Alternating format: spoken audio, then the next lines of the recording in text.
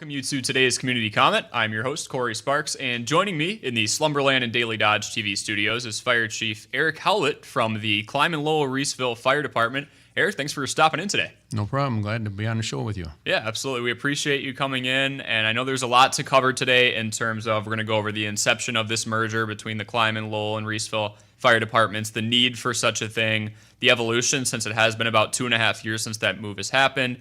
But first, let's just kind of start with how you got into being involved in, obviously you're the fire chief now, but being involved with the local fire departments, kind of your coming of age story, if you will.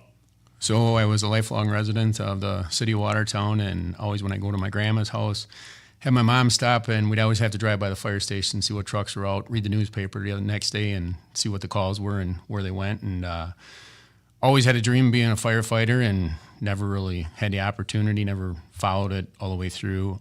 Started my career as an electrician in 1996 when I graduated out of high school, and just continued it forward, and ended up fast forward in 2006, bought some land in the township of Clyman, and one night got called out to a structure fire out there. They wanted some temporary electrical power, and came out on scene, and a bunch of members from Reeseville and Clyman and Lowell, as well as other departments, were there. And a good buddy of mine, Jay Blasey, happened to be on the call, and he goes, "Hey, you always want to be a firefighter. Now's your chance to get on the department." And after that, the rest is just history. I showed up at the next meeting in December 2006, and I've been on the department ever since.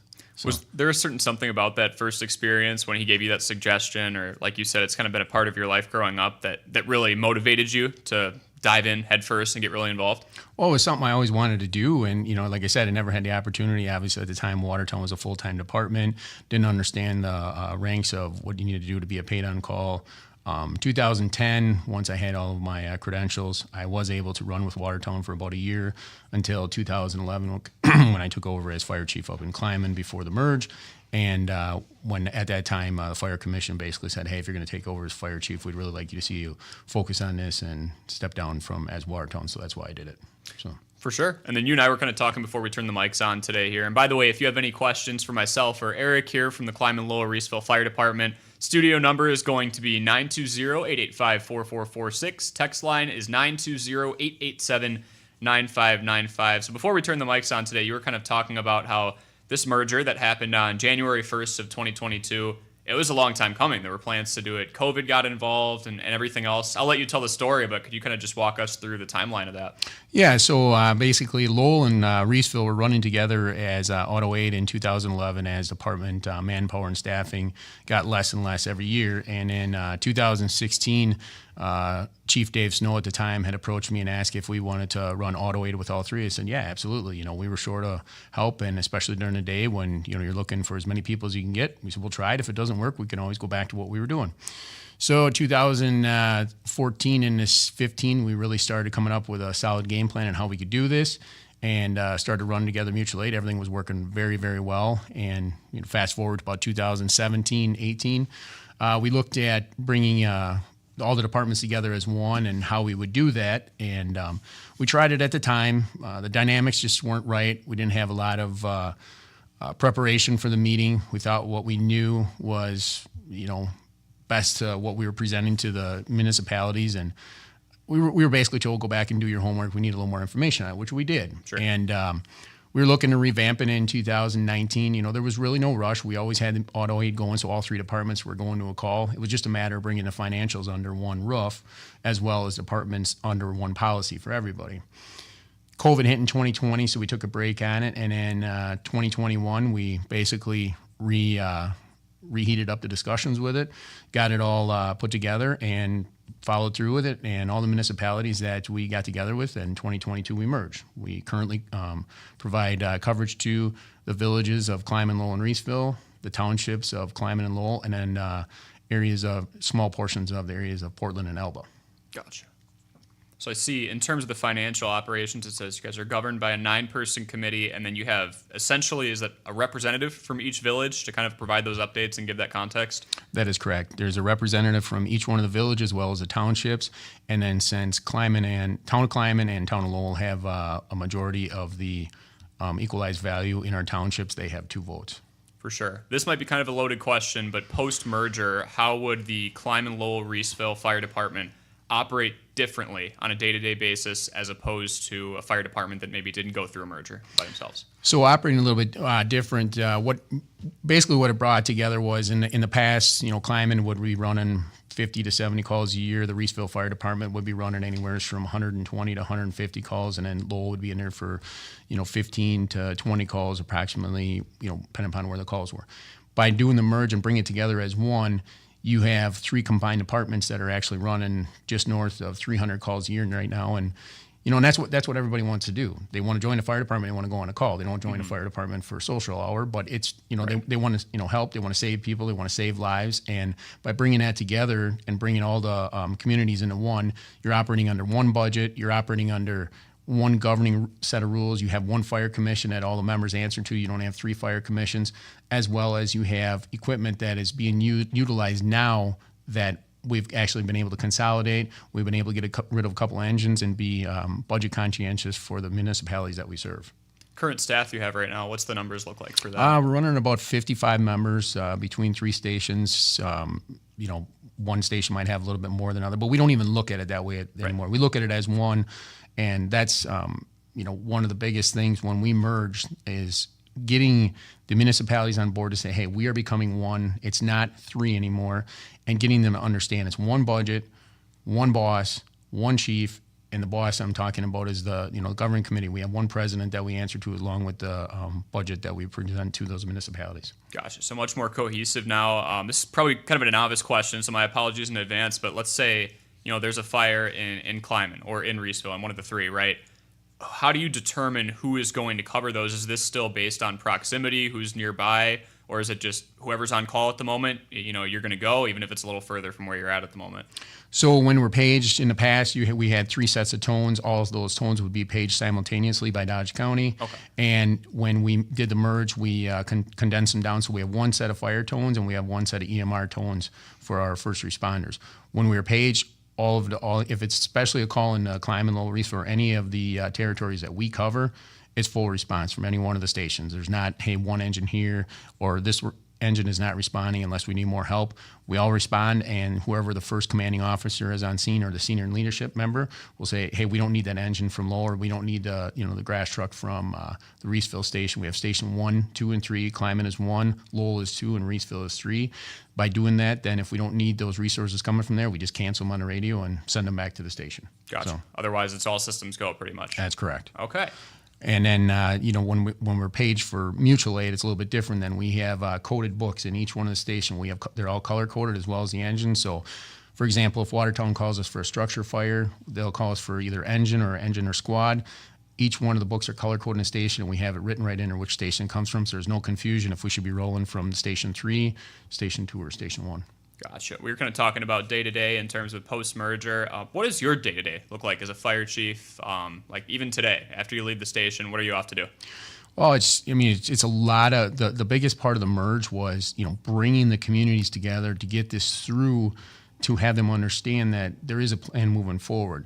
A lot of communities, if you watch, one of the hardest parts of the project, getting this across the finish line in January of 22, was getting these municipalities to realize that we are not going to close any of the stations. We had no intentions of doing it. We didn't want to do it. And if you read a lot of stories on fire departments, the first thing that happens when they're closing or merging is they're going to close the station. Sure. And once in 2022, January 1st, 2022, when NBC, if you had followed that story or not, once NBC aired that story of, you got 420 years of combined history on a lot of these members, and they just don't want to lose their identity. And we weren't asking for that. We were just saying, hey, this is what we need to do to get, help across the finish line. So what that has taken is, it doesn't happen overnight. Just like when everybody's like, hey, I get calls, that story, like I said, aired on NBC. We were getting calls over the state. How did you guys do this? What are you doing? I've spoke at, a few events. I've talked to numerous fire chiefs around the state, sent over our, paperwork, how we've done budget and our ideas, and they've used it. I recently just spoke up at the Brownsville, Elmira area up there. They're looking at, possibly consolidating. And it was it was the first in Dodge County of the merge and not having to close the stations, but more so is keeping the projects moving forward. And once we got everybody on the same page on each one on the departments and brought them together as one, you're really starting to see everybody gelling together, everybody working together, and just a lot of positive things happening, from fundraising to, we have our EMR coordinator, Michelle Dinreiter, and Andy Kane, our captain. Those two were phenomenal and very instrumental in getting us over $650,000 in grants for EMS and our ARPA grants that we did with our current addition we're putting on. So you're 2.5 years post-merger, and you get the help from the grant. You kind of just mentioned what I was going to ask about next. What are those conversations like with some other rural areas that are considering, like, oh my goodness, I mean, Clyman-Lowell-Reeseville just did this, and it looks like it's going pretty well. Very community-oriented. They've got that strong staff that's cohesive and together. What are some of those conversations that you're having with other nearby rural areas that might want to make the same move? Well, the first thing we had to tell them was, you got to put all your personal indifferences aside. That's the first thing that I have told everybody, and there needs to be one leader. If you don't have one person keeping the band all marching in the same direction, I've told them, you might as well just stop today. Mm-hmm. And that's one of the biggest things that needs to happen, is to get them to understand you have one person you're reporting to, and that person has to move it forward. You have to gel a lot of different ideas and, sometimes, be honest with you, attitudes together, that you got to bring them on the same page and say, hey, yes, this is going to work, or no, it's not. And once you have that going for you, the rest just all starts falling into place. There was some very tough conversations along the way as we did this merge and tried to make it happen, and said, hey, this needs to happen or this doesn't happen, and then that needs to happen or this doesn't happen. And once we got those ideas and got everybody's ideas and moving in motion in place, we didn't have any issues. You had your day-to-day operational issues, but everybody believed in it. Everybody knew this is what's best for the communities. And that's where our governing board, and I've told numerous people that and share it with you today, the governing board that we answer to is made up of some very savvy business owners and past members of fire departments. So when we ask for stuff, they know it's not unrealistic. And I can't say enough about them, because it makes everybody's job easy. It makes everybody's job easy as a line officer in a fire department. Anybody that's involved with the budget, they're there for us. And they're like, if it makes sense, we're going to do it. And if it doesn't, they're going to tell you why. It's black and white. It's not, hey, let's go to the meeting and hope this guy's not mad at us. Mm-hmm. So, well, that helps a lot in terms of having a guiding light, right? Because you said in those earlier stages of having a merger, what you've told these other potential, couple of fire stations that would be, or fire departments that would be merging, you can't let attitudes or indifferences or different preferences kind of get in the way. Well, if you have a board like this with plenty of experience in the business and fire department realm, there's your clear-cut answer, right? That's something everybody can kind of refer to and agree upon. That's correct. You got to, like I said, you have a bunch of individuals on there. I mean, the Canes have been very, helpful. That is an area where their family is from. They have deep roots down in Lowell-Reeseville area, and they've been there for us and came through on a lot of stuff. And Jeff Kane was very instrumental in working with us in getting us and helping with the ARPA funds. And that was, we applied for the money through the county for the grant, and we were number 5 out of 70 projects that applied. And it was a pretty heated discussion at times with where the money was coming from and what they were doing, but everything worked out. So awesome. Anything you can kind of key us in on as I guess we're going into the back half of year 3 for you guys since the merger? You talked about consolidating with equipment, making some budget-friendly decisions. Anything that's in the near future to kind of look forward to?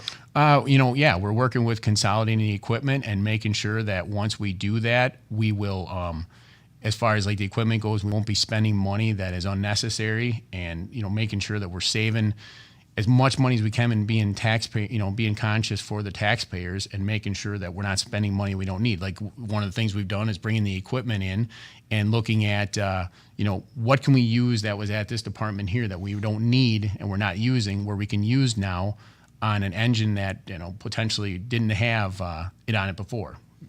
We split the equipment up and use it accordingly. So. Sure. And so you've done a really good job of kind of walking us through the timeline through the first 2.5 years. What would you say about, I was going to ask about this. So you've got a bingo night that kind of helps. It's one of those things that helps in terms of the funding for the fire department. That's second Sunday of each month. Great way to get the community together. Could you kind of give us the who, what, when, where, and why behind that? So the bingo is actually set up. That's our fundraising entity, which is a completely independent operation of the fire department. Sure. We have a 501c3 that does fundraising. We sell tickets. That's gotcha. It's okay. All members of the fire department, as well as you have the opportunity for community members also, but it's completely independent of how the fire department operates. That's governed by a different group of individuals, and then where they choose to donate the money to, they might donate to the fire department. Gotcha. They might donate it to, anything that happens inside the community, but that is solely on them. That is not any control that the fire chief or one person on that governing committee has. It is a fundraising avenue at which a lot of that money does end up coming back to the fire department, if not all of it. But it's that money is governed by a completely different set of board members, unrelated to. They are fire department members, but unrelated to the fire department. Okay, gotcha. In terms of, you've done a good job again of talking about the timeline, and then so that's an independent entity. How can people help? I know there's always an ask for volunteers around here. Just different ways that people can contribute. And then if they do want to contribute, what's a good website or a location or a number to call just to kind of supplement that call to action? We have postings out there on our Facebook page as well as our website. You want to join, we're always looking for new members just like everybody else is. Just give us a call and we'll sign you up and get you on department and tell you the needs and what you need to do for training and move you forward with it. It's a simple phone call, but as every other department knows, nationwide, it's not just a Dodge County problem. Nationwide, everybody is short and helping. A lot of departments now are in that survival mode, like, hey, how do we make this better? How can we make this work? And you do more with less. Same thing like with the equipment. What I was saying, when you have, for instance, in Station 1 over in the Clyman area, you got 2 engines in the station. I can remember in the last 10 years, maybe twice, maybe 3 times where we've had both engines full and out the door with manpower. Otherwise, you're only looking at 1 engine leaving, and that's why we've gone with the consolidation of equipment also to help out making sure that we're not, spending unnecessary taxpayer money. For sure. I see on the note of maintenance, there's fire inspections that are done twice a year by Fire Inspection Services in the Clyman-Lowell-Reeseville area. It says everyone within that area kind of gets that visit. What are some common violations or good practices to kind of keep an eye on before those visits are done? That's another thing that's independently contracted out. What they're looking for is make sure that fire doors have access to them in case of emergency. Fire extinguishers, code violations, just odds and ends stuff that they are trained to do. That is one thing that once and if we get this full-time EMS/fire up and rolling, which is our plan here in the next couple of years, that first person we hire will be cross-trained in that, and then those services will be done in-house on fire inspections potentially instead of hiring that out. Gotcha. So. Okay. Makes sense. It is getting warmer out. Any basic fire safety tips for those maybe in the Clyman-Lowell-Reeseville area or just in Dodge County in general when it comes to having bonfires out or grilling precautions, things you're not going to encounter around Christmas time that might come into play in the next couple months here? Obviously, we don't need any more rain right now. Right. So that we're good on that, aren't we? It's helped out a ton, on grass fires. A couple of years ago, we had to send out a memo. We basically went on the news and said, hey, obviously keep your fireworks to a minimum. We really didn't want to say no to fireworks, be in the 4th and let everybody celebrate, but we were really cautious with that. For whatever reason, the last couple of years, it's been some interesting 4th of July's down in Clyman. Obviously, last year we had the train derailment, and year before that we had some pretty critical fireworks calls. So be safe. That's all I can say around the 4th, and just like everybody else preaches, know what you're doing and be safe with fireworks and always be safe around the house also. So. Yeah, I cannot preach that enough. I know there's a lot of different emergency-related calls around this time of year with the 4th coming up in a couple of days. So just hopefully make the smart decision, be around people that are going to make those good decisions too, be in good groups. I was also going to ask, it just slipped my mind. Oh, okay. So we were talking about the volunteers before. If someone wants to reach out, they can do that on the website or the Facebook as well. What does the time commitment look like, or is it kind of a person-to-person basis when they first break in? How much time are they dedicating to that? Well, at first, what we like to do is get them signed up, get them on a couple calls, just even if they're doing a ride along, and see what they're up against. So a lot of them we've had a fair share of individuals like, hey, when I join the fire department, they come on the first call, they realize all the training that we have to do, and you never see them again, or they sign up, they do the paperwork, and you never see them again. So what we're doing is bring them on. We try to get them in the fall classes. We operate with Marine Park here, being that we're in their jurisdiction for training, and get them into Fire 1 entry level, and then also if they want to do EMR, which is first responders, we'll get them signed up for that too. But what we don't want to do is overwhelm them with the training right out of the gate and say, hey, take this, and pretty soon you're going to 5 nights of training a week. Obviously it's volunteer, so they got to have a family life, and the training requirements have changed significantly since when I first started in 2006. Those same hours that we require in 90 to 100 hours are now 150 to 180 hours, which is good. The more you train, the better off you are. And like I was saying earlier with your calls, nobody wants to ever have an emergency, but that's where you actually learn. That's where you actually see, real life. When you come to training, and you get to cut a car apart, and you're cutting a car apart. The officers are working with the younger individuals and saying, "Hey, this is what you need to do. Here's how you cut it." That's not the same as when you're in emergency mode, right, and you got that T-bone at Highway JN 26, and you got literally seconds to get that person out of the car and get them in that ambulance and load them up, especially if it's a serious call. That's where you get the experience. That's where you show individuals, "Hey, this is what we need to do. This is how fast you need to get it done safely, efficiently, and making sure that we're not putting anybody in harm's way on top of the, victims and or crash victims that we're working with." I take it that's why you're taking individuals on those visits pretty early to let them know, like, yes, there's good training for intangibles and you get the mechanics of everything down, but once you're in, an emergency situation, the tempo kicks up, and you kind of want to make sure from the get-go they understand this is what you're going to have to be able to handle, right? Yeah, exactly. I mean, sometimes you run into those calls where you're like, is this what I signed up for? I mean, one of the first calls I ever went on was, it wasn't a good call. The outcome wasn't good. It was a double fatal in, town of Clyman, and you're like, wow. And it really hit home. And, now you go on those calls and you want to be there for somebody's worst day. You want to be the guy that, hopefully can make a difference and, get that helicopter in the air if you need it, or get him to the hospital, or, call the Beaver Dam or Watertown paramedics. You got to make that split-second decision.